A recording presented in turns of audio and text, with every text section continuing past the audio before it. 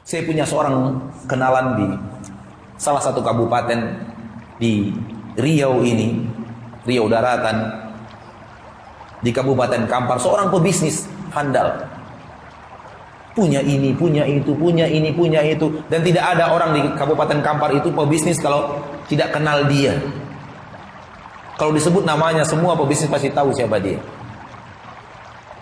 Suatu hari saya diberikan oleh Allah Tabaraka Ta'ala kesempatan untuk berjalan bersama dengan beliau dalam sebuah perjalanan umroh. Dan Allah takdirkan satu kamar lagi dengan beliau. Ketika itu saya bertanya sebuah pertanyaan yang apa adanya, pertanyaan polos. Saya bertanya, Pak, saya tahu Bapak itu pebisnis handal. Saya mau tanya sekarang, Pak.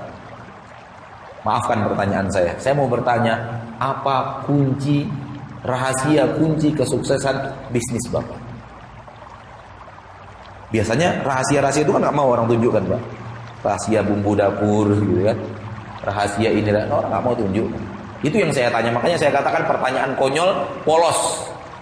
Apa rahasia kunci kesuksesan? Rahasia daripada kunci kesuksesan bisnis Bapak. Mungkin karena beliau melihat kita bukan pebisnis, nggak ada tampang pebisnis, kasih tahu. Kalau pebisnis juga mungkin dia mau kasih tahu mungkin ya. Kita hanya penceramah gitu. Maka dia kasih tahu. Tahu antum apa jawaban mereka? Jawaban Bapak itu, dia mengatakan kunci bisnis rahasia sukses itu cuma satu, Ustaz. Jujur. Jujur, itulah kunci kesuksesan. Saya dari awal berbisnis tidak akan mau membuat dua faktur penjualan, nggak akan mau. Dan saya tidak akan mau merubah-rubah angka dari penjualan tersebut. Saya tidak akan mau. Dari awal ini saya pegang teguh.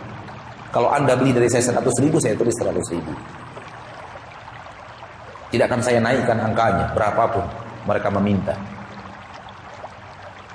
Orang mau beli dari saya 60.000, saya tulis 60.000. Akhirnya mereka tidak mau membeli karena saya kekeh untuk tidak memberikan angka yang berbeda. Dan ketika mereka minta faktur kosong, di samping faktur yang sebenar-benarnya saya tulis, saya tidak memberikan faktur kosong. Akhirnya mereka pindah kepada toko sebelah yang mau melayani apa yang mereka inginkan. Sehingga kesempatan saya untuk dapat pelanggan dari dia hilang, pindah ke toko sebelah. Dan itu banyak sekali terjadi. Dalam rumus manusia, seharusnya toko sebelah itu lebih maju daripada saya. Ternyata tutup, bangkrut. Rahasia Allah. Rahasia Allah. Angka matematika sering tidak bisa diperlakukan di dalam hitungan matematika, dan rumus matematika sering tidak bisa diperlakukan dalam kehidupan dunia ini.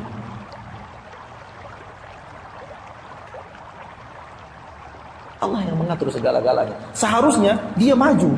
Setiap saya menolak, orang pindah ke sebelah. Hampir dagangan kami hampir sama dengan dagangan dia. Tapi kenapa dia yang tutup dan bangkrut? Dan Allah membuat saya bertahan. Ternyata jujur.